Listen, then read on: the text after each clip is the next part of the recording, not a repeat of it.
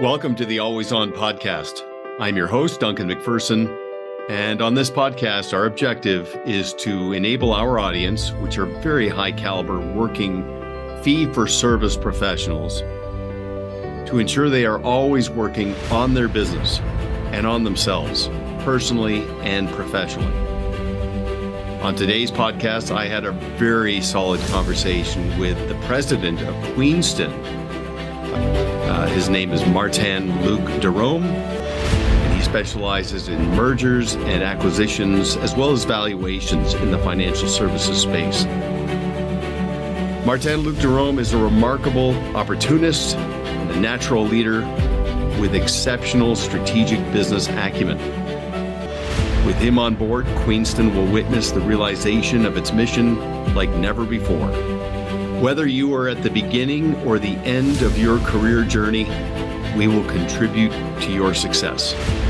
That's drawn directly from the Queenston website. As you're about to hear, Martin-Luc Derome is a very thoughtful, insightful thought leader in the area of acquisitions. He's been around the block. He's got a fully built out process, and I think you're really going to enjoy his insight. Thanks for tuning in. Make it a great day.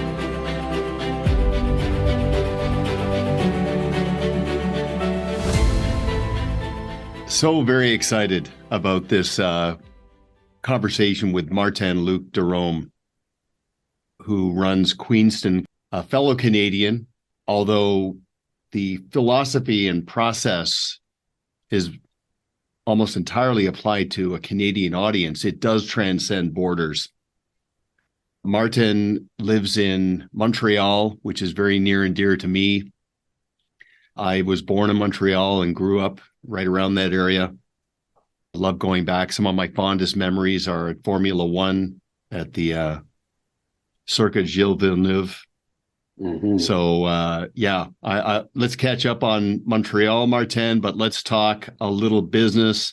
As you can see by the logo behind his head, he talks and delivers on mergers and acquisitions in the financial services space, as well as valuations, a very integral part of the equation. Today, we're going to talk about the do's and don'ts of enterprise value, a lens through which the buyer looks, but also the seller. So both buying and selling a business. But Martin, welcome. I couldn't be more happy to see you today and to have this conversation. Thank you. Well, thank you, Duncan, for inviting me. I'm very pleased too. You know, I was on your website just again getting myself reacquainted, and I love, first of all, the historical reminder you provide of the connection between Canada and the United States. I had my breakthrough in the US in the late 90s, and today 90% of our clients are in the United States. But I really like how you pay tribute to our connection, the War of 1812. And I have such a massive affection for America, and I think our relationship is going to blossom. I think there's going to be a tremendous renaissance. But I really enjoyed that. So thank you for that. Well, I just wanted to let people know where's Queenston coming from. Right. Name, why that name? So figure out if some reader will like that. Well, and I've spent a lot of time in that part of the world. I've got friends with vineyards in Niagara. Anyway, I'll let everybody else go and do their own research on that geographical part of the world. But we are here again to talk about the concept of buying and selling a business. So you have a very significant window into that world in Canada. But again, I'll just say that this transcends borders. So if you're listening in from the US or beyond, this is going to force you to expand your thinking around what you need to do to prepare yourself to sell your business for maximum value or to acquire a business and just get everything in sync. So what I'd like this conversation to revolve around are, first of all, some of the fundamentals around buying or selling. like to talk about specifics in terms of like a checklist, process, protocol, and provide as many actionable items as possible. And Martin, as you and I have discussed in the past, the primary reason I'd like to talk about this is because we've both seen the cautionary tales of what not to do and the exemplary models of how to get it right. So let's start there. Let's talk about why it is that so many people kind of kick the can down the road and put things off around getting themselves organized for their liquidity event. And let's talk about also people that have just crushed it, that have done such an impeccable job.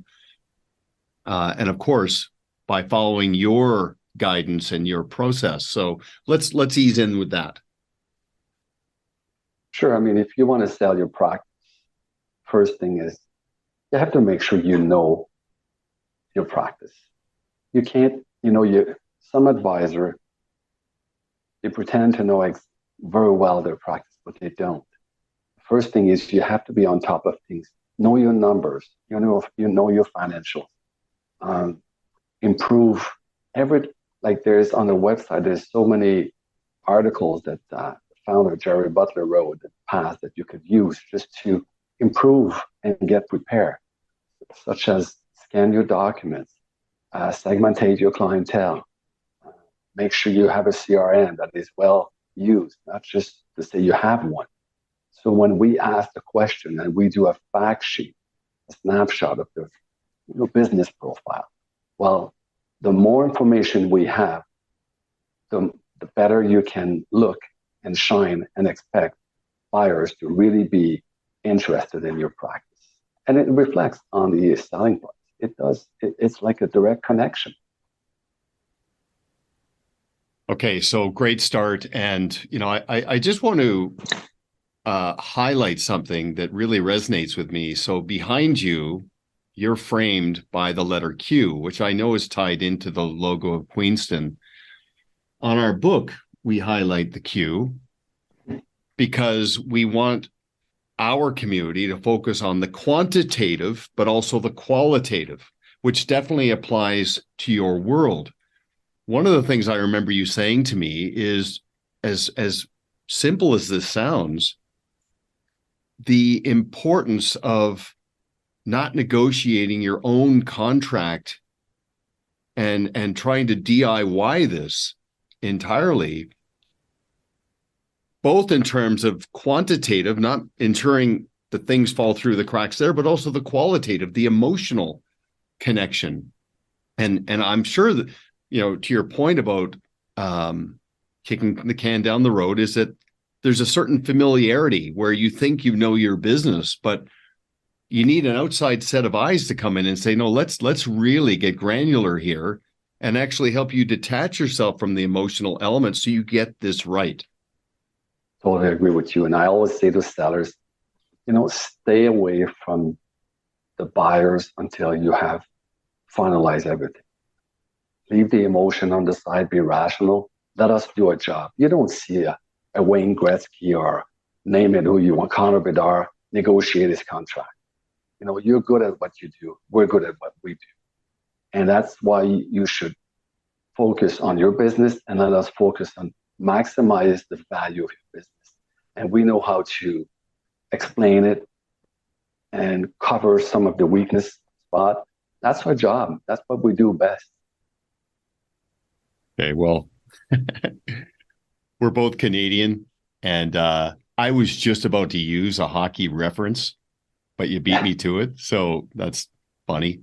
But I remember, we've all heard stories of professional hockey players, athletes, celebrities, various high-level people who, for example, have had maybe a family member try to negotiate a contract or a friend. And it's just not a good idea for so, like you said, the blind spots, but also just that emotional connection, but also just being around the block, having been there. There's some things you can't learn in a simulator. You need mileage. Every experience serves you. in some ways. So that's a fundamental for sure. You remember? Is there anything else you want to touch on from the standpoint of selling the business, like getting into the protocol, the sequence, the checklist? Do you mind elaborating a little bit on that? Well, I have developed with the time, with the years, a nice process that you can see the process chart on the website. Once we have gathered all the information and we do the fact sheet, we target because we had probably 5, 10 web meetings and conversation with you, so we know you pretty good. Then we have a pretty good opinion or of who is a good fit because doing a transaction is very easy. Doing the right transaction, that's another game. Mm. Vision, you need a fit. You need a business model to be aligned.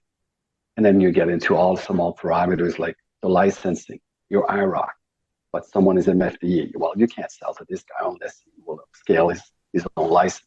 So, and the banking. There's so many factors to consider that once we reach the fact sheet, we send it out to the market, and then we filter. And what we do the first step is we ask the buyers to write a letter of interest addressed to us, Quinston, because we keep everything confidential. Mm-hmm. You don't know who's the seller. And then we turn around, we take those letter of interest, we sit down with the buyer, the seller, and we'll go over them. And like I had a big book in Toronto, we had 6 buyers. After they said, okay, let's meet them all for a Zoom. After the first Zoom, they declined 4 of them. Right away, just like that. Boom, boom, boom, boom. These 4 are out. Well, why? Well, they haven't mentioned to me that they wanted someone from GTA. And I had buyers from BC, I had buyers from Alberta, from Quebec. Mm. And it was there. I didn't ask because today with the COVID, I mean, distance is not a factor anymore. I've sold businesses from Toronto and the buyer was from BC and vice versa. So then we move forward and we have a second Zoom, sometimes 3 Zoom meetings, and then an in-person meeting. And then from 6 to 2, they sign 1 letter. And then we move on. Every time we meet, we negotiate the terms and conditions. Then we move slowly to a letter of intent. Once this is done and signed, then we go into due diligence. And the due diligence, we assist the seller, we assist the buyer, and then we might want to make sure the financing is confirmed.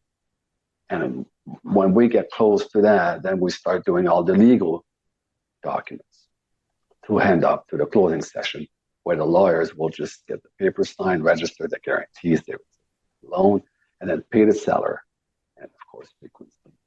So that's, in a few words, the process. That there's a way to do it.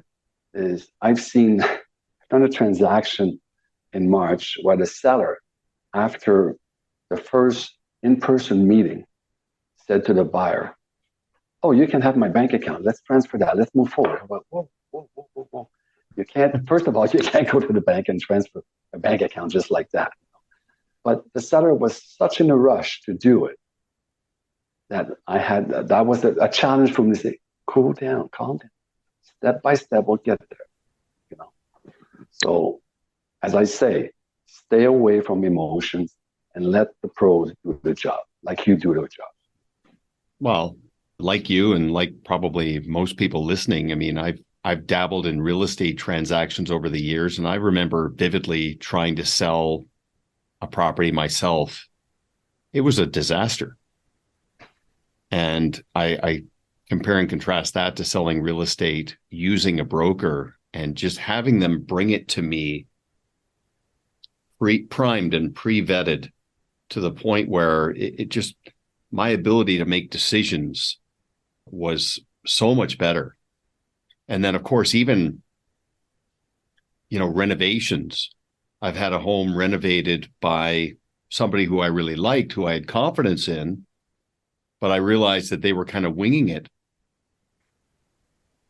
And then I compare and contrast that to somebody who renovated following an incredible process, and how they even interacted with the trades coming and going throughout the house, because we lived in the house as it was being renovated. I mean, but still, I mean, having that thought leadership and that expertise and the process. Like I'm going to assume that there are mile markers through your process. There's 17 steps or 34 steps in the process. The mile markers show the seller where they are.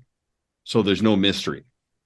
No, I know we communicate on a regular basis, and we have the process elaborated. And this is done. This is done. And every time we move forward, we just check the box. And this is done. The next one is okay, and secure them because it's most of the time it's their first and last transaction, and they've built that business for a lifetime. So they're very emotional. If you look in my email signature, I'm the CEO of the company, Duncan. I'm not the CEO. I'm just a chief emotional officer. And I'm not a tax specialist. I'm not a CPA. I'm not a lawyer. I'm just a chief emotional officer. How many times I would say to the buyer, whoa, cool down. Let me handle that. Or the seller, I don't want this. This is insane. Hey, it's only a document. We'll address it. Leave it to me. Turn around, get the emotion cool down, So, and people laugh when they see my email signature, but I was in a meeting during a transaction and everyone introduced themselves. And one of the guys said, I'm the CFO. And his partner says, no, you're not the CFO. He said, you're the chief. How did he say that? The budget was always zero. And that's how I got the chief emotional officer. And I find it just a joke, but people like that because that's probably the chief frugality officer. Yeah. Right. Yeah. So I didn't actually in my notes make a reference to the matchmaking component.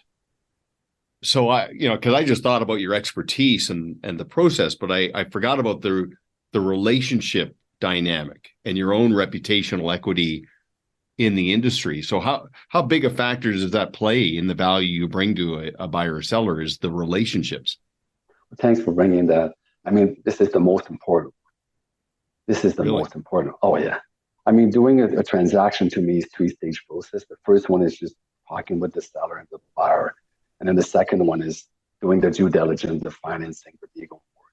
And the last one is transition. That's the most important one. And if we didn't do a good job at the first stage, it's a total mess. And to undo a transaction is much more work to do a transaction. Mm-hmm. And the fit of personality. And I'm even thinking of buying one of those software apps that does the profile. It's like, how do you say in English? Yeah, personality profiles. Yeah, personality profiles, just to make sure we have because I go with this, but I can go wrong sometimes, So I just want to make sure we have the perfect buyer for the seller. And it's so important, Duncan. You have no idea how much. I mean, this is the transaction. You can have all the dollars you want, but if you don't like the buyer, don't like the seller, they're going to work together for at least a year.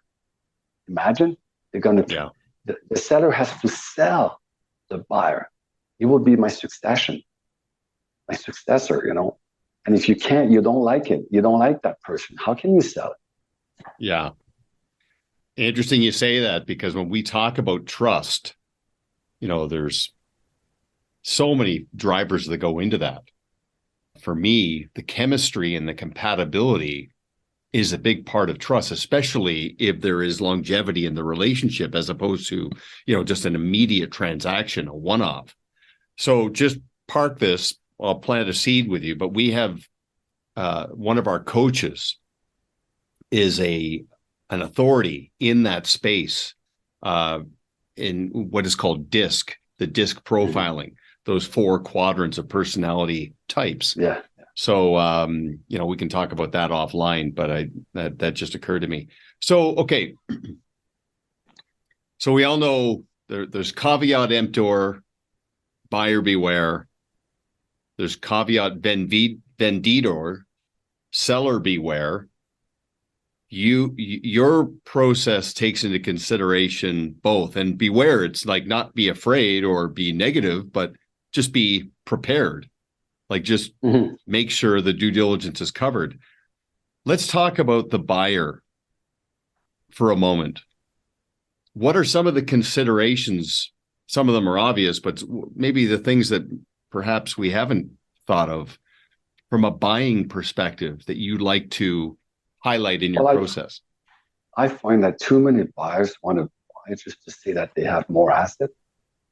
I'm managing 200 million and I'd like to buy another one, 100 or 50, but what is your plan? What is your, where are you going with all that? Where do you see yourself in 3 years and 5 years? What is the perfect target? And I always say to the buyer, okay, if we could order that seller or that transaction in a book, like a magazine, what would you like to have? And then they laugh and they say, what do you mean? Well, you want this personality, this vision, the size. Some buyers don't want the insurance, they only want investment. Mm-hmm. So, you have to know exactly what you're looking for, what are the parameters you're ready to go for, where, even though COVID is brought us that the distance is not a factor anymore, you still have to meet the client once in a while, So there's many, we sit down together and we talk just to make sure that I would say 90% don't have a business plan, Duncan. They just say, I gotta buy to grow. I can't grow organically now. Okay, but what do you want to buy? What are the reasons? Well, that's interesting because we often talk about the entrepreneurial fallacy that says grow or perish. And growth for the sake of growth can have many unintended consequences. It's interesting. So I'm assuming that you've got a real strategic planning and diagnostic element from a buyer's perspective to really get specific on why, and what's important to you. It's interesting. Last week, Martin, I spoke with an advisor who wants to become franchise ready, wants to go out and buy businesses. And I said to him, okay, the first thing we have to do is make you obsolete. It can't be the Barry show. We have to depersonalize your business so it can run like a Swiss watch, whether or not you're there. And in fact, before you acquire a business, I want you to be in a position where you could take 52 long weekends a year. And within 12 to 18 months, you could even take a 6-month sabbatical. And the business would hum along. You don't need to be present to be productive. And unless and until you can do that, you're not ready to buy a business and take on that responsibility. What an amazing conversation we had, because it was counterintuitive. He was thinking I was going to go all in with him on being franchise ready, but I asked him to, avoid the storms by actually imagining what it looked like for him, for his business not to be at the mercy of his talent and his presence. So philosophically, does that line up with you? And yeah, definitely. Yeah, you either team with someone that will manage the business you want to buy, and then the trust got to be there. And it's more than trust. Or you do exactly what you just mentioned. It's got to be a business, not a solopreneur, as I call it, not a job. Right. You have to make sure that the business relies on solid base and it can operate on its own. And also, you've probably done the same. We have to look at the financial. What can you afford? How are you going to pay that? You're not going to put at risk what you have built. And sometimes, if it's a too big transaction, it could be a big chunk. If you're not ready financially, it could be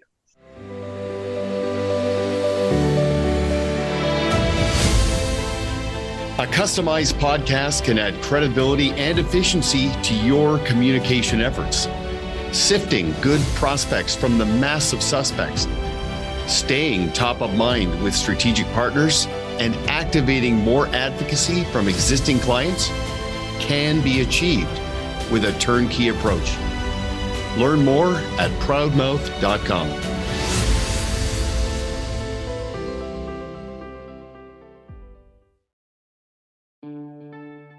Do you aspire to consistently attract and keep great clients while driving the enterprise value of your business?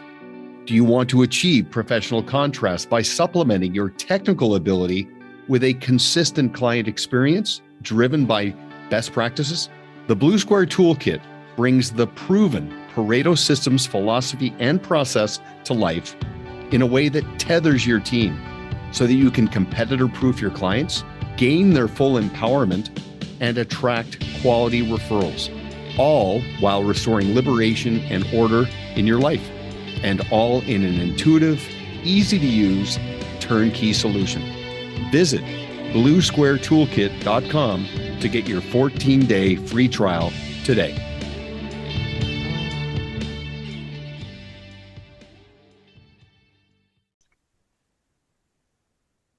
Remind me to talk later on about the financing considerations, but I'll park that for a second because I want to get into the financials and also the structures, the scenarios. So do you participate in like a sell and stay?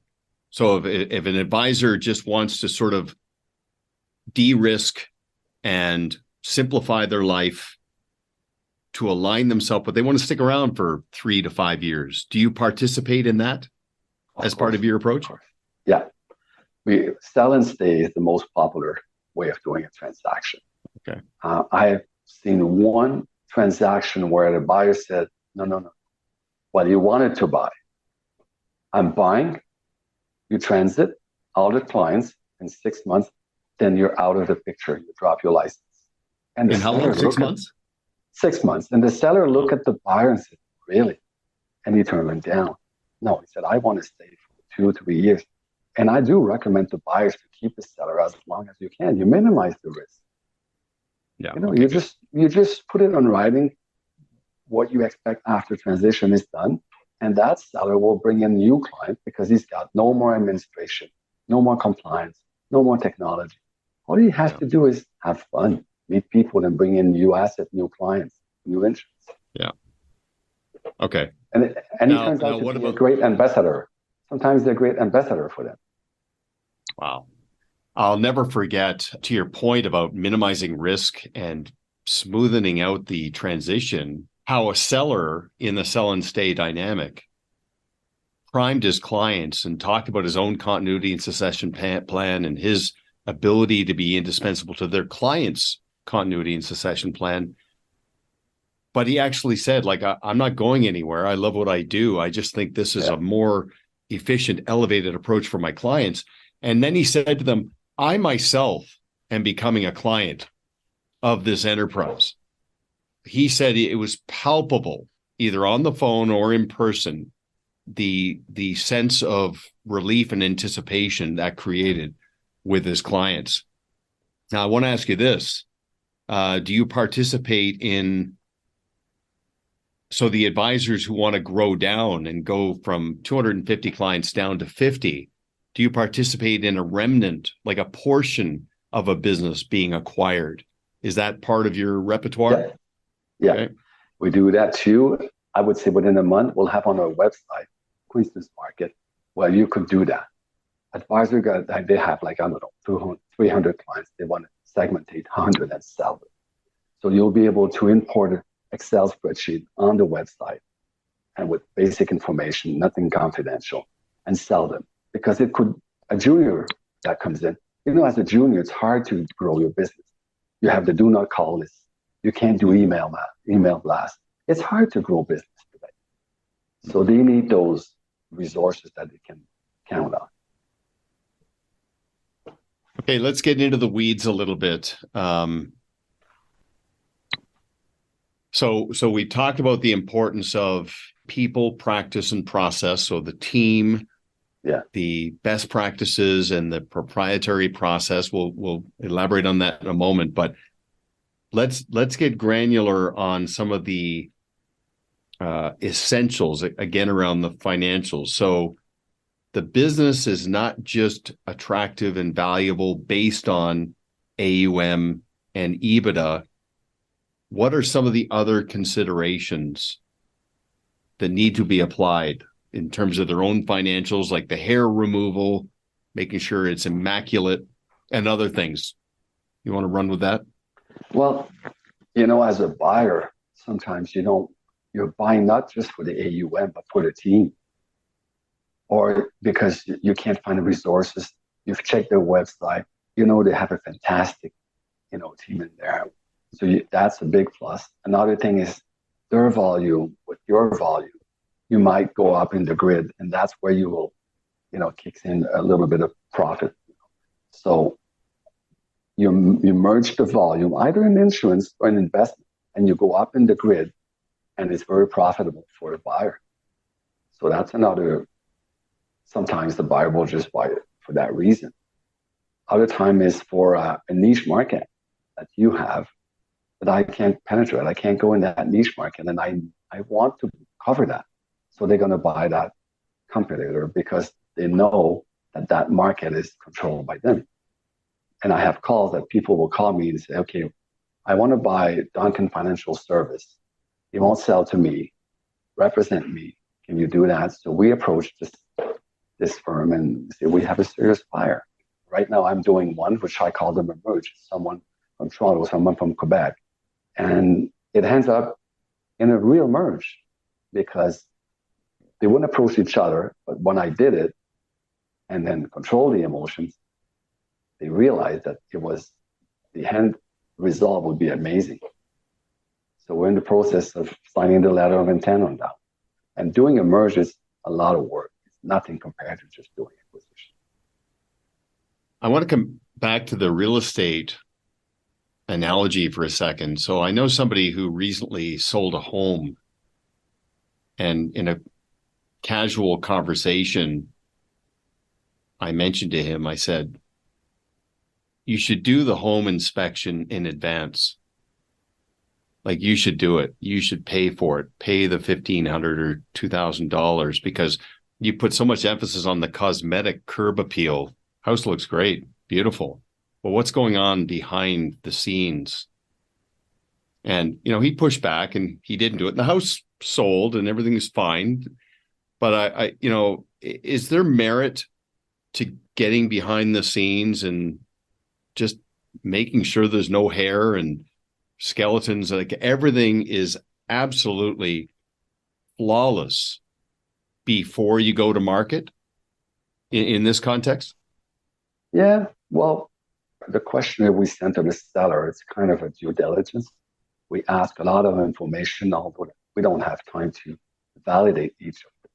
But as a buyer, once you have that letter of intent signed, then you go into a real due diligence, legal due diligence, financial due diligence, operation, compliance, technology. You got to check all these because definitely if you compare this to a house, you buy a house, once your offer is accepted, signed, you have that inspector come at home and do the due diligence. The inspection will come. Same thing in buying a business. And today I was talking with a buyer, it's a 10 million deal, and he said, I rely on you to do the due diligence. I said, no, my friend. I'll get you all the information. Everything will be in the data room.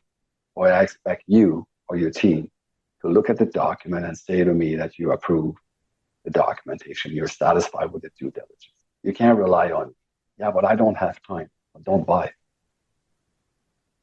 If you don't want to do it, don't buy. Mm-hmm. Because it's very important. And then most of the time also, I should say that the buyers, the sellers, when they do the due diligence, that's where they learn what's their business. They always say to me, God, I thought I knew my business. I didn't. It's unbelievable. Now I know my business. I can't believe I built that. Because we asked them specific documents, specific numbers, data, stats. They didn't know. Well, that's the abstract nature of a knowledge for profit business. It's not like a traditional bricks and mortar business where you can see everything. I mean, You get so immersed, your life's work, 25, 30 years. I mean, it's like when I drive from home to the office, I mean, half the time, I don't even know how I got to the office. It was muscle memory. Mm-hmm. It wasn't like I was really paying attention to every turn and stop. And so that familiarity, sometimes we can take things for granted. So yeah, But it's a great exercise and probably rejuvenational. Now I want to ask you this from a seller and a buyer perspective. How many of your sellers place the legacy components toward the top, like around my team and my clients being in good hands when I ease out? Do you see that as a commonality of being a huge priority? Yeah, I would say the Pareto rule 2080 kicks in, where I would say 80% of my transaction, this is the most important, one of the most important factors. They want to make sure the legacy will stay, business model won't be, demolished in 6 months or a year or two. What have you built? Nothing. And I invite, sometimes when it's a large transaction, I will invite the seller to do a due diligence on the buyer, just to make sure you know who you're selling to. And they do it in a simple way, but they do it. And I wanted to we talked about the due diligence. You have to be careful as a buyer not to exaggerate. I have one client that his due diligence process is so heavy, he's scaring all the sellers. It's like ridiculous, totally ridiculous. It's like you would buy Canada Life and his due diligence wouldn't be less or even more. It's insane. And the buyers will just say, I got to do all that? And what can I say? Yeah, you want to sell it, you pick this guy. Tell him I'm not selling. Not because I don't want to do it. I'm telling you, it's totally exaggerated. So you have to be careful not to just do it for the fun of doing a perfect or heavy or complete due diligence. There's components that you need to know, but not to the small details. So you can be that voice of reason because of the process on both sides. If you're the intermediary between the broker and the seller, you can be the voice of reason to help shape that for both sides. Yes. In my process, I want both sides to use my data room, my process, because if I don't control the emotion, it won't go through. If I let the buyer talk to the seller, 9.9 times out of 10, the deal will drop. There's one deal that happened.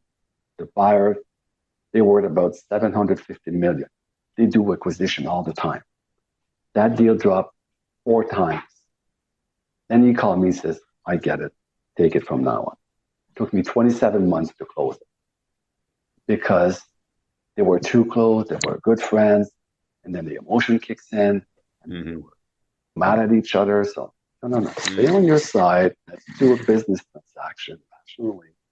And we'll deliver the documents you want. That's what you want, the price, the terms, the condition, everything is there. Okay, let's sign.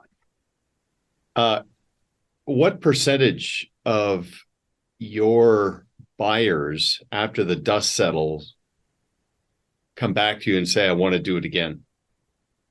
Oh, I would say easily 50 to 60%. They buy 2 to 3. Some of them bought 4 or 5. Yeah, they like the process. The return on investment is good, especially when we do a sell and stay. They like that. Great security for them, so they come back. They want to buy another one. And are you pretty adamant with with the buyers to honor the seller's priority that the clients and the team be in good hands? And do you have an approach that ensures that and governs that? Yeah, I would say most of the time it's addressed in the contract, legal. And we have a service agreement for the seller. And then sometimes it would mention in the asset purchase agreement, the share purchase agreement, that the team must stay on, like this one, a pretty large one, 4.5 million transaction in Toronto. And it's specified in there that the team must stay on board for 2 years. And that's a request from the buyer. So the seller has to stay there to make sure that his team will be on board. And then we had a long discussion on this. How can I sign this. I don't even know. Well, it's part of your job, selling, but your team is so important in the client relationship that they must stay there for at least 2 years. So all of that is so indicative of the mindset, because I'll be at a conference and an advisor will come up to me and say, I like what you talked about, and I think I'm ready to fire some clients. And I'm like, fire clients? I would much rather you say to me, I think I'm doing everybody a disservice by having so many clients. And even though I've got some clients who've been with me since day one, it's just not a good fit. So how can I respectfully right size and disassociate from relationships and make sure they have a really soft landing? And literally, to the point, I'm doing them a disservice by keeping them. I'm actually elevating them by putting them in a different environment, like that different mindset. That transcends into these transactions where you can see and reveal how somebody is wired about the importance of relationships. Because this is one thing I'm really spending a lot of time talking about is you manage money, you manage a business, and you manage people. Mm-hmm. And you have to apply the same level of importance to all three. And I think that's the mindset of the advisor of the future. The advisor that's going to see themselves through any disruptions and volatility and commoditization. So I'm gratified to hear that that's part of the way you're wired too. And you emphasize that compatibility. 3 times I told buyers, clean up your clientele. You're not taking care of your clients and you want to head on clients. How are you going to do that? How are you going to do that? You should sell 50% of your clientele. And then I'm guaranteeing you in 3 years from now, you'll have more assets under management than you have now. And you want to buy some more clients? No, not with me. Because that's like putting sand into a shopping cart. Yeah. Right. Because you're going to go buy this business, but you're going to lose them out. You're going to lose a bunch out the back door. And then you ask me, how many times a buyer will come back to you to do another transaction? I should answer, how many times a seller will refer me someone? So if that buyer doesn't treat his clients the way the seller was doing it, well, he's going to blame me because I found the buyer. So I got to make sure. Okay, so wait a second. So are you saying if I'm a financial advisor and I buy your business, can I then use you as an advocate for the next time I'm about to buy a business where I can tell a prospective seller, hey, you should speak to Martin. I acquired his business first. Are you condoning that approach? Sure. Definitely. Wow. And sellers will also recommend me to a friend, a colleague, called Martin. He's done an amazing job for me. So because 6 months, 12 months after, you see how the buyer's handling the clientele, if the service level is maintained. And if that's the case, they're happy. Their legacy, they're proud. And they talk to their friends. And we did argue before, we did discuss, where I said, I don't think that's the buyer you need. He's offering you more. I agree. But look at everything you're leaving on the table with the buyer B instead of A. So I have to bring the seller to realize that it's not only money, it's, everything, all the parameters. I think you and I talked about this before, that, our framework, whenever there's a team dynamic, even in the acquisition, buying and selling, is that it's PSP. It's got to be a philosophical fit, meaning we see the world the same way. It's got to be a strategic fit, which means this is in the best interest of the clients. And then a practical fit, meaning the economics. You're at peace with the cost. I'm at peace with the worth. It just makes sense. But in that order, I think is a very good way to approach it. If you don't do that, it won't last. It won't last. And if it does, the return on investment, I'd be curious to see it. It's probably lower than you expected. And it's not a transaction. There's this guy that intro that bought a small book, $300,000. And he called me back and said, okay, let's do another one. It's already paid for. What do you mean? He visited every client with the seller. It took 7 months to see all the clients, and the amount of business he's done with each of them is amazing. It's unbelievable. And he said, I made more money with that than I expected.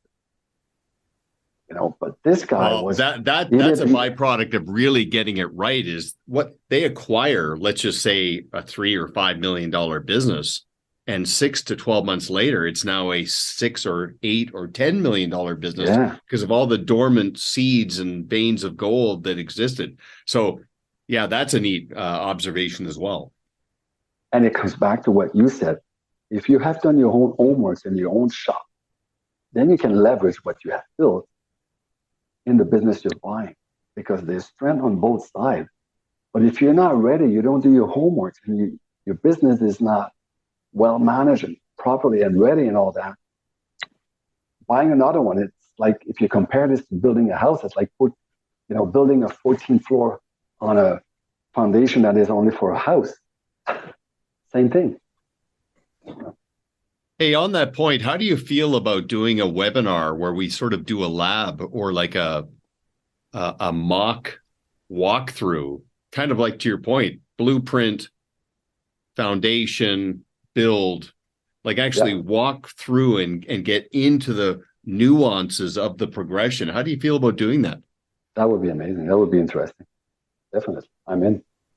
Okay, let's do that. Well, listen, I know you're a busy guy. I really appreciate, we're just scratching the surface here, but I think, I mean, I already knew this, but I think for people listening in, they know that there's a lot here and you've probably seen it all. Let's talk a little bit about a call to action. I'm going to suggest that everybody at a minimum follow Martin on LinkedIn. And then from there, visit the website. Now, you talked about a process chart.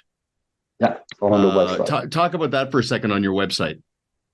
Well, if you go on the services and you go into the seller or merger, you'll see the process.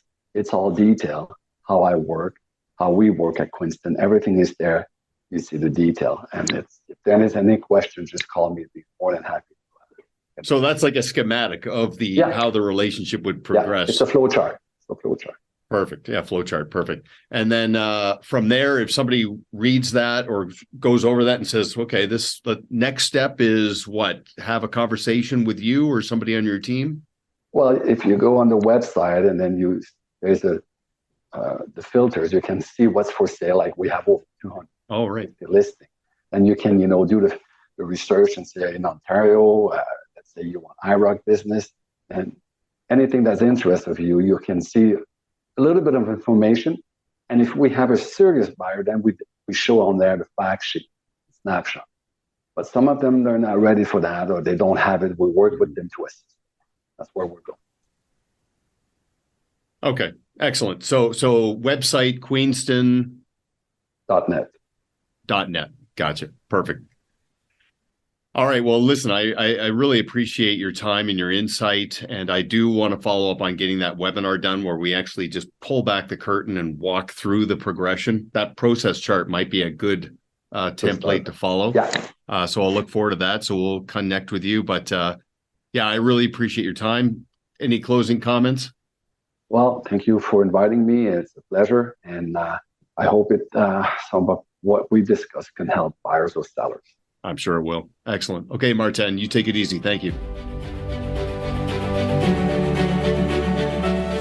Thank you for listening to Always On with Duncan MacPherson, where our objective is to enable professionals to always be working on their business and on themselves.